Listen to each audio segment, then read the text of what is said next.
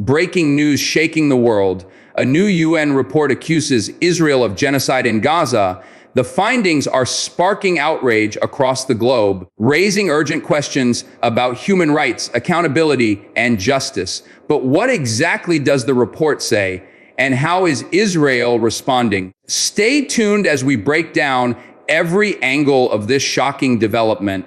Hello everyone, welcome back to the channel. Today, we're diving into one of the most urgent and controversial reports coming out of the United Nations. The latest findings accuse Israel of committing acts of genocide in Gaza, a claim that has sent shockwaves not only across the Middle East, but also around the world. This is not the first time Israel's actions in Gaza have faced international scrutiny, but this time, the language is far stronger. Genocide is among the gravest allegations under international law. So, what does this mean in simple terms? Genocide is not just about killing, it's defined by intent, the intention to destroy in whole or in part a national, ethnic, racial, or religious group. The UN report argues that Israel's actions, including mass civilian casualties, destruction of infrastructure, and restriction of humanitarian aid meet the threshold of genocide under international law. This raises huge implications not only for Israel, but also for countries that continue to support it militarily and politically. In this video, we're going to break down the UN's report section by section, explore Israel's response, look at how other world powers are reacting, and discuss what this could mean for the future of Gaza, Israel, and international relations as a whole. So grab a seat. This is going to be an in-depth look into one of the most important stories of our time. The UN report begins with a grim overview of the humanitarian catastrophe in Gaza. According to the findings, the level of destruction in Gaza has reached unprecedented levels, with thousands of civilians killed, including a shocking number of women and children. The report highlights that essential infrastructure, schools, hospitals, water facilities, and power stations has been systematically targeted, leaving millions without access to basic needs. But the report doesn't stop at statistics. It argues that Israel's military actions are not merely collateral damage from warfare, but form part of a deliberate pattern. This includes blocking humanitarian convoys, limiting medical supplies, and creating conditions where life becomes almost impossible for the local population. According to the UN, these actions suggest an intent to inflict collective punishment, a hallmark indicator of genocidal practices. Eyewitness testimonies, satellite imagery, and data collected by humanitarian organizations form the backbone of the report. It paints a picture not of isolated incidents, but of a sustained campaign that threatens the very survival of the Palestinian population in Gaza. For the UN, this pattern of destruction and suffering is what elevates the allegations beyond war crimes or crimes against humanity and into the territory of genocide. This section of the report lays the groundwork for the debate. Is this simply a tragic outcome of war, or is there a systematic plan in place? As we move forward, we'll see how Israel has reacted to these findings and why the word genocide is becoming such a lightning rod in global politics. Israel's reaction to the UN report was immediate and forceful. Israeli officials strongly rejected the findings, calling them biased, politically motivated, and detached from reality. Prime Minister and defense leaders argued that Israel's actions in Gaza are defensive, aimed at neutralizing Hamas militants who have launched rockets into Israeli territory and posed ongoing security threats. From Israel's perspective, labeling their operations as genocide not only distorts international law, but also undermines Israel's right to defend itself. Officials emphasize that Hamas operates within densely populated civilian areas using schools, hospitals, and residential neighborhoods as shields. They argue that any civilian deaths are tragic, but ultimately the responsibility of Hamas for embedding itself within the population. Israel also accused the United Nations of double standards, pointing out that atrocities committed by other actors in global conflicts often receive far less attention. According to Israel, the report is another example of the UN being unfairly hostile to the Jewish state, something they say has happened repeatedly over decades. However, critics argue that this response avoids addressing the sheer scale of civilian suffering in Gaza. Even if Hamas is present in these areas, international law requires proportionality and distinction, meaning armed forces must make every possible effort to avoid harming civilians. The UN insists that Israel has crossed those red lines. This section makes clear that the battle isn't only on the ground in Gaza, but also in the arena of international narratives. Each side is fighting not just with weapons, but with words and definitions that will shape how the world sees this conflict. International reaction to the UN report has been divided, reflecting broader global divisions on the Israel-Palestine issue. Several countries in the global south, particularly those in the Arab League and African Union, have voiced strong support for the UN's findings, condemning Israel's actions and calling for accountability. Protests have erupted in major cities around the world, demanding sanctions against Israel and justice for Gaza. Meanwhile, Western nations find themselves in a more complicated position. The United States, Israel's closest ally, has rejected the genocide label, calling the report deeply flawed. Washington insists that Israel has a right to defend itself and that the real problem lies with Hamas aggression. European countries are split. Some, like Ireland and Spain, have called for investigations and accountability, while others, like Germany and the UK, continue to defend Israel's military campaign. At the international level, the report has reignited debates within the International Criminal Court, ICC.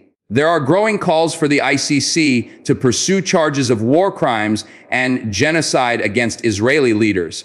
However, given the political complexities, especially with U.S. backing for Israel, any such legal proceedings face significant obstacles. This division underscores how the Israeli-Palestinian conflict continues to polarize the international community.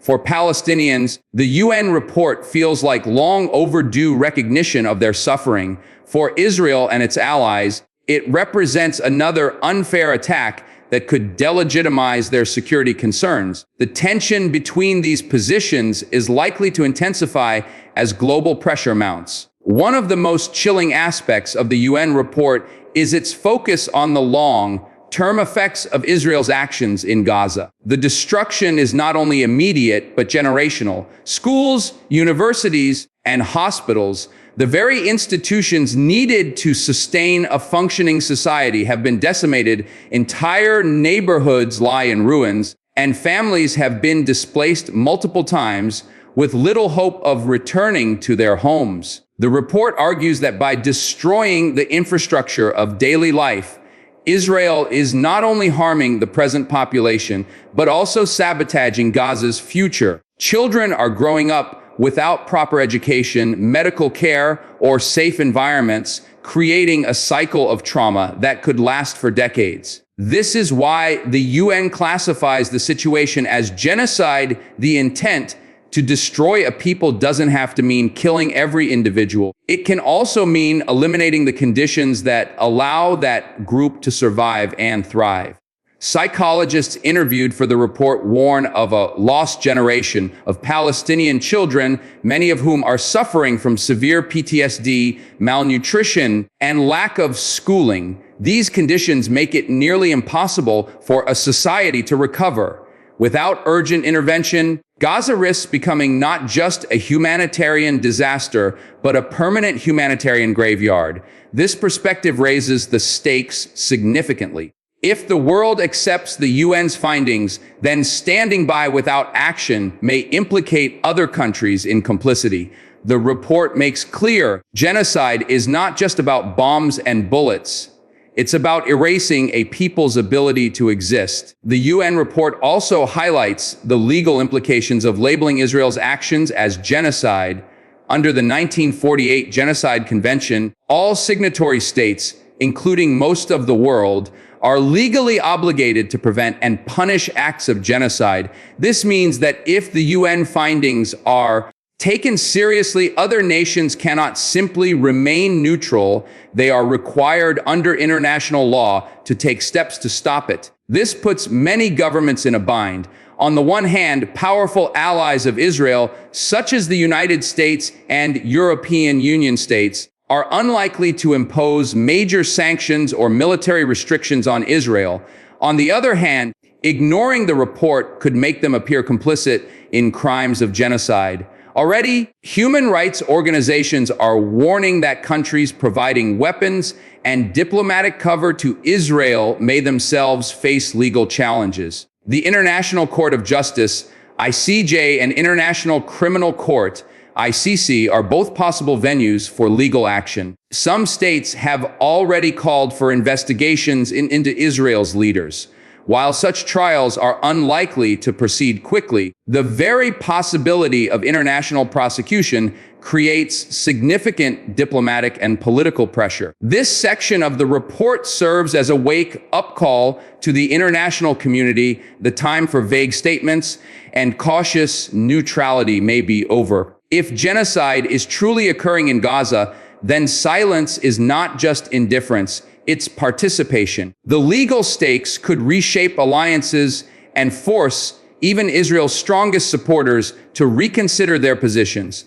Beyond the legal and political debates, the UN report also shines a light on the human cost of the conflict. Ordinary Palestinians in Gaza are the ones enduring the brunt of this crisis. Families have lost everything: homes, loved ones, jobs, and any sense of stability. Refugee camps are overflowing, with thousands crammed into makeshift shelters that lack food, clean water, and medical supplies. Humanitarian organizations describe scenes of unimaginable suffering. Doctors operate without electricity, using flashlights and basic tools to perform life-saving surgeries. Mothers carry children who are severely malnourished because aid trucks are blocked at border crossings. Many residents say they feel abandoned by the world, trapped in what has become one of the most densely populated and devastated places on Earth. The report includes heartbreaking testimonies from survivors. One mother recounts how she lost 3 of her children in an airstrike while trying to flee to safety. Another describes how her family has been displaced 5 times in just 1 year. These stories personalize the statistics and reveal the deep scars this conflict is leaving on individuals. By centering human voices, the UN aims to remind the world that behind every political debate are millions of lives hanging in the balance. It's not just about governments or armed groups. It's about ordinary people who deserve dignity, safety, and a future. The Israeli-Palestinian conflict has always been one of the most polarizing issues in global politics, and this report adds another explosive layer. For Palestinians, the UN's acknowledgement of genocide validates decades of suffering and appeals for justice. For Israel and its supporters, it feels like an attack on their legitimacy and security. This polarization is also visible in media coverage. Arab and independent outlets are amplifying the report, highlighting the suffering in Gaza and calling for accountability. Meanwhile, mainstream Western media is more cautious, often framing the story as an accusation rather than a definitive conclusion. This difference in framing shapes public opinion worldwide. Social media platforms have become battlegrounds of their own. Hashtags about Gaza, Israel, and genocide trend almost daily, with activists and governments competing to control the narrative. Misinformation, propaganda, and emotional imagery fuel online debates, making it even harder for the average viewer to separate facts from spin. The UN report could become a turning point in how history remembers this conflict. If accepted widely, It could cement Israel's actions in Gaza as one of the most serious crimes of the 21st century. If rejected, it may reinforce the perception that international law is selective, applied only when convenient. Either way, the stakes are incredibly high, and the story is far from over. Another dimension to consider is how this report impacts peace prospects in the region. For years, negotiations between Israel and Palestine have been stalled with little hope of a breakthrough. The accusation of genocide could make dialogue even more difficult as trust and credibility between the parties erode further. For Palestinians, engaging in talks with Israel while such allegations hang in the air might seem like a betrayal of their people's suffering. For Israel, agreeing to any negotiations while being accused of genocide could be seen as an admission of guilt. This creates a stalemate that is almost impossible to overcome without significant international mediation. At the same time, the report might also increase pressure for a lasting solution. Countries that previously avoided getting deeply involved in the conflict may now feel compelled to act, whether through mediation, sanctions, or new peace initiatives. Regional powers like Egypt, Turkey, and Qatar could play pivotal roles in shaping the next phase of diplomacy. Ultimately, the report shows that the status quo is unsustainable. Gaza cannot endure indefinite cycles of destruction and rebuilding, while Israel cannot expect lasting security through military force alone. If the genocide allegations stick, they may fundamentally shift the balance of diplomatic efforts, forcing the world to confront the reality that peace is no longer optional, it's an urgent necessity. As we come to the end of this deep dive, it's clear that the UN report on Israel's actions in Gaza is not just another news story. It's a historic moment that could redefine the global understanding of this conflict. Whether you agree with the use of the word genocide or not, there's no denying the immense human suffering that is taking place. Thousands of lives have already been lost, countless families shattered, and an entire generation is at risk of being erased. The central question now is, what will the world do about it? Will governments take action, or will they continue to look the other way? Will international law be applied equally, or will political alliances override justice? And perhaps most importantly, how will ordinary people, activists, citizens, and viewers like you respond to this moment? What happens next is not just about Israel or Palestine. It's about the credibility of international institutions, the enforcement of human rights, and the moral compass of our global community. The UN report challenges us all to decide where we stand in the face of immense suffering and injustice. Thank you for watching. If you found this analysis valuable, please like this video, share it with others, and subscribe to the channel for more in-depth coverage of critical world events. And most importantly, let us know in the comments what you think. Should the world call this genocide, and what should be done about it? Your voice matters in this conversation.